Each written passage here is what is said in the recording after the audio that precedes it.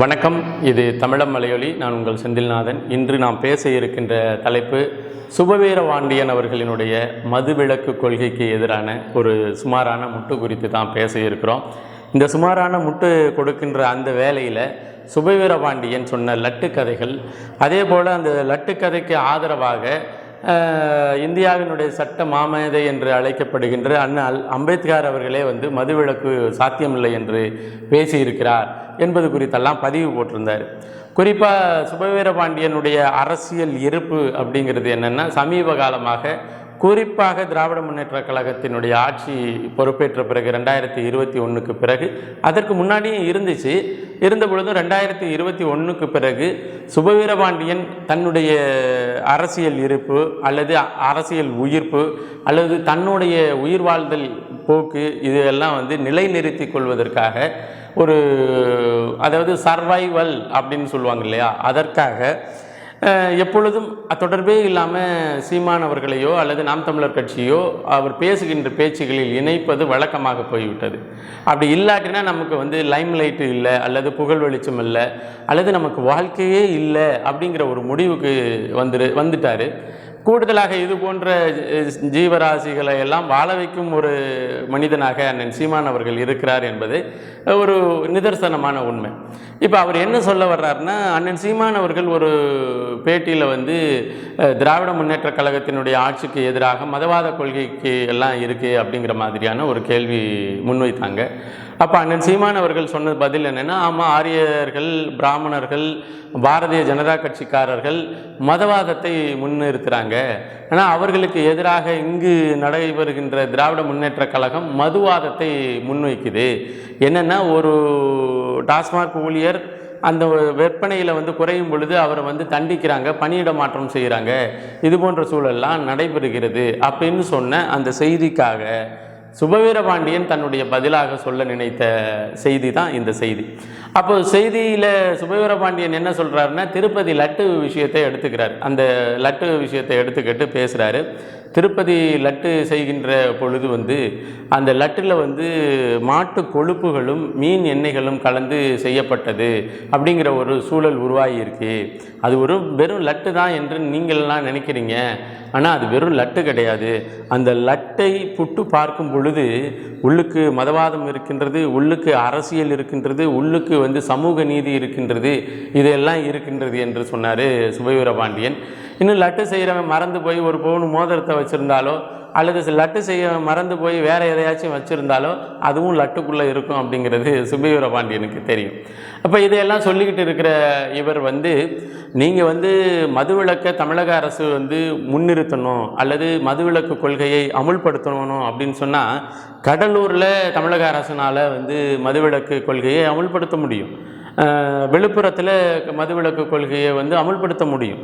கடலூருக்கும் விழுப்புரத்துக்கும் இடையில் இருக்கின்ற பாண்டிச்சேரியில், புதுச்சேரியில் தமிழக அரசால் இந்த மதுவிலக்கு கொள்கையை அமுல்படுத்த முடியாது. அப்போ சொல்லுங்கள், யாருக்கு லாபம்? நீங்கள் விழுப்புரத்துலேருந்து பயணப்பட்டு புதுச்சேரியில் போய் பாண்டிச்சேரியில் வாங்கி குடிக்க போகிறான், கடலூர்லேருந்து பயணப்பட்டு பாண்டிச்சேரியில் போய் வாங்கி குடிக்க போகிறான் அப்படிங்கிற ஒரு கருதுகோள்களை சொல்லியிருக்கிறாரு திரு சுபவீரபாண்டியன். அதே நேரத்தில் அண்ணல் அம்பேத்கர் அந்த காலகட்டத்தில் பட்ஜெட்டு குறித்து பேசும் பொழுது, மொத்த மக்கள் தொகையினுடைய இந்தியாவினுடைய பட்ஜெட்டு இத்தனை கோடி, அப்போ மகாராஷ்டிரா மாநிலத்தினுடைய பட்ஜெட்டு இத்தனை அளவு. நீங்கள் இப்போ மதுவிலக்கு கொள்கையை அமுல்படுத்துவதன் மூலமாக இந்த வரிச்சுமைகளை நீங்கள் சாதாரண மக்கள் மீது வைக்க போகிறீங்க அப்படின்னு தான் பேசியதாக தன்னுடைய சுயசரிதை புத்தகத்தில் பதிவு செய்திருப்பதாக திரு சுபவீரபாண்டியன் சொல்கிறார். அதே போல் கிராமத்தில் உள்ள அந்த இல்லத்தரசிகள்கிட்ட பேட்டி எடுக்கும் பொழுது, அந்த பேட்டி உங்களுக்கு 1000 ரூபா வேணுமா, மதுச்சாலை வேணுமா, அதாவது மதுபான கடைகள் வேணுமா அப்படின்னு கேட்கும் பொழுது, எங்களுக்கு 1000 ரூபா தான் வேணும் அப்படின்னு சொன்னாங்க.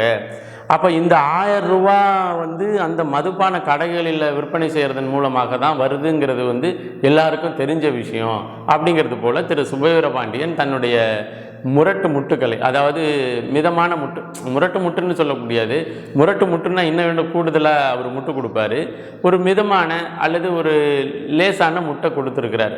அந்த முட்டை கொடுக்கும் பொழுது போகிற போக்கில் அந்த காணொலி பதிவினுடைய இறுதியில் என்ன சொல்ல வர்றாருன்னா, மதுவிலக்கு கொள்கையை பற்றி சீமான் பேசுகிறாரு, மதுவாடையே அவருக்கு தெரியாத ஒரு நபர், அதனால் அது குறித்தெல்லாம் பேசுகிறாரு அப்படின்னு சொல்லி சுபவீரபாண்டியன் சொல்கிறாரு.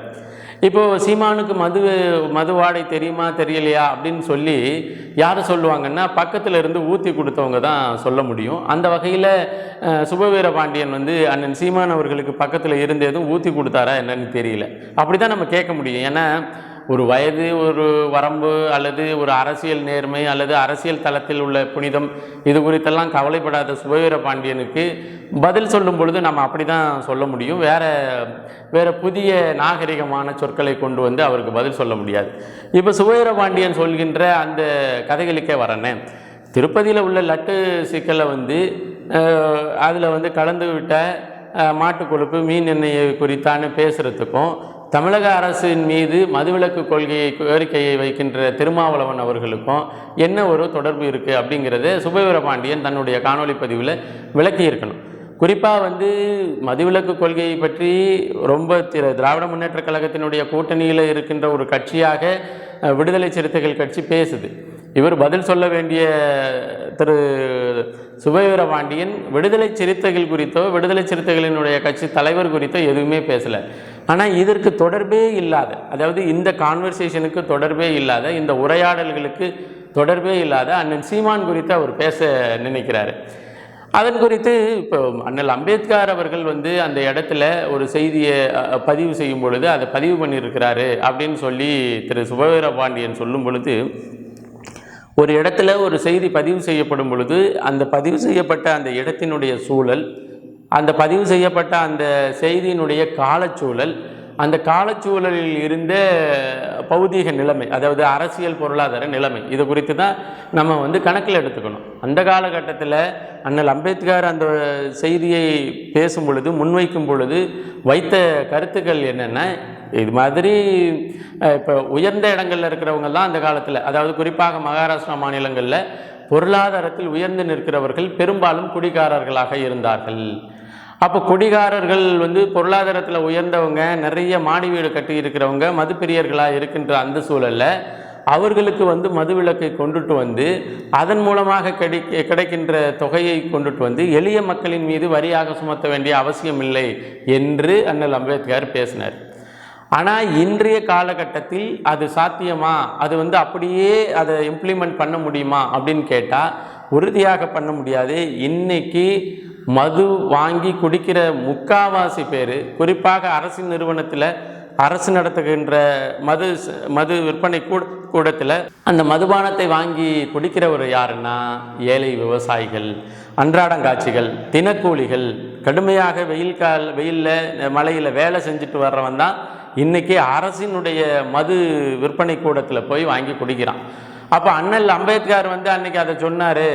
அவர் மதுபான ஆலைகளை மூடுவதன் மூலமாக அந்த வரியை எளிய மக்கள் மீது சுமத்துகிறீர்கள் என்று சொன்னார். அப்படிங்கிறதையும் இன்றைக்கி எளிய மக்களினுடைய கணவன்மார்களிடம் இருந்து பல்லாயிரக்கணக்காக ஒரு மாதத்தில் வாங்கின காசை கொண்டுட்டு அரசின் கல்லாவில் நிறைத்து விட்டு மாதம் 1000 ரூபாய் நாங்கள் இல்லத்தரசிகளுக்கு கொடுக்குறோன்னு சொல்கிற வாதத்தோடு பொருத்தி வாய்ப்புறது உண்மையிலேயே சுபவீரபாண்டியன் பேராசிரியர் என்கின்ற பட்டத்திற்கு தகுதி உடையவரா, அவர் பேராசிரியராக படித்தாரா, இல்லை வேறு எதுவும் மாடு மேய்க்கிற வேலை செஞ்சாரா அப்படிங்கிற ஒரு கேள்வி இருக்குது. சரி, இது எல்லாம் ஒரு கான்வர்சேஷன், இது ஒரு பொலிட்டிக்கல் பொருளாதாரம் சார்ந்த ஒரு உரையாடல்கள். இந்த உரையாடலில் துளியும் தொடர்பற்ற நாம் தமிழர் கட்சி குறித்தோ, அதாவது இவங்க நடத்துகிற உரையாடல்களில் தொடர்பு இல்லாத நாம் தமிழர் கட்சி குறித்தோ, நாம் தமிழர் கட்சியினுடைய தலைமை ஒருங்கிணைப்பாளர் குறித்தோ சுபவீரபாண்டியன் அவர்கள் பேச வேண்டிய அவசியம் என்ன என்றால், சுபவீரபாண்டியன் அவர்கள் தன்னுடைய அரசியல் இருப்பை புதுப்பித்துக் கொள்வோயோ அல்லது தன்னுடைய அரசியல் இருப்பை உறுதி செய்வதற்கோ இந்த மாதிரியான பேச்சு அவசியப்படுகிறது.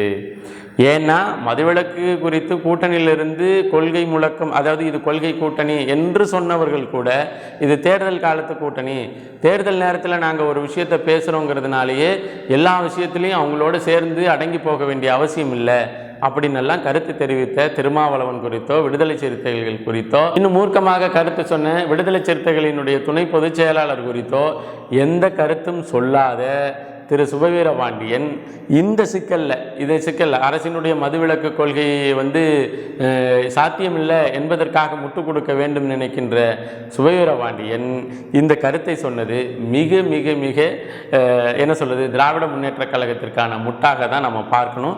இன்னும் சொல்லப்போனால் சுபவீரபாண்டியன் இது மாதிரி பேசுறதுல பெரிய ஆச்சரியங்கள் இல்லை. என்ன ஆச்சரியம்னா, இந்த இடத்துல லட்டுவையும் கொண்டுட்டு அண்ணல் அம்பேத்கரையும் கொண்டுட்டு தேவையே இல்லாமல் அந்த கால சூழலில் அவர் சொன்னதை கொண்டுட்டு இப்போ இருக்கிற சூழலோட பொருத்தி கொண்டு, அதாவது 7 வகை பொருத்தம்னு சொல்லுவோம் இல்லையா, அது மாதிரி எந்த பொருத்தமும் இல்லாத ஒரு கருத்தை கொண்டுட்டு இப்போ கொண்டுட்டு சொல்கிறதுங்கிறது மிக மிக மிக அபத்தம். அந்த அபத்தமான வேலையை தான் திரு சுபவீரபாண்டியன் அவர்கள் திராவிட முன்னேற்ற கழகத்திற்கு முட்டு கொடுக்க வேண்டும் என்பதற்காக இதை செய்கிறாரு. அதாவது கடலூரில் விழுப்புரத்தில் கொண்டுட்டு வராத மதுவிலக்கை நாங்கள் பாண்டிச்சேரியில் இல்லாதப்போ தான் நாங்கள் இந்த இடங்கள்லையும் மதுவிலக்கை கொண்டுட்டு வருவோம் அப்படின்னு சொல்கிறது என்னென்னா, கிராமத்தில் ஒரு சொலவடை இருக்குது, நீ என்ன யோக்கியனா அப்படின்னு கேட்டோம்னா அதற்கு நீ என்ன யோக்கியனா அப்படின்னு, நான் யோக்கியன், நாங்கள் பாரு யோக்கியம் அப்படின்னு சொல்கிறத விட்டுவிட்டு நீ என்ன யோக்கியனா அல்லது அவன் என்ன யோக்கியனா அல்லது அடுத்தவன் என்ன யோக்கியனா என்று சொல்வது போல அமைந்திருக்கின்றது. சுபவீரபாண்டியனை பொறுத்தவரையிலையும் இது அது வழக்கமாக செய்கின்ற ஒரு முட்டு கொடுக்கின்ற வேலை தான் திராவிட முன்னேற்ற கழகத்திற்கு. அதை தாண்டி இதில் பேசுகிறதுக்கு ஒன்றும் இல்லை. குறிப்பாக சுபவீரபாண்டியன் மாதிரியான ஆட்களை அவர்களை வாழ வைத்து கொண்டிருக்கிறது இது போன்ற அதாவது உரையாடல்கள். குறிப்பாக செந்தமிழன் சீமான் குறித்தோ அல்லது நாம் தமிழர் கட்சியை குறித்தோ பேசினால்தான் இந்த மாதிரியான ஆட்களுக்கு நம்மளுக்கு வாழ்வு இருக்குது அப்படின்னு நினைக்கிற அளவில் தான் இவர்களினுடைய வாழ்க்கை அமைந்திருக்கிறது என்பதை பதிவு செய்து மீண்டும் ஒரு காணொளி பதிவில் இணைவோம். நன்றி, வணக்கம்.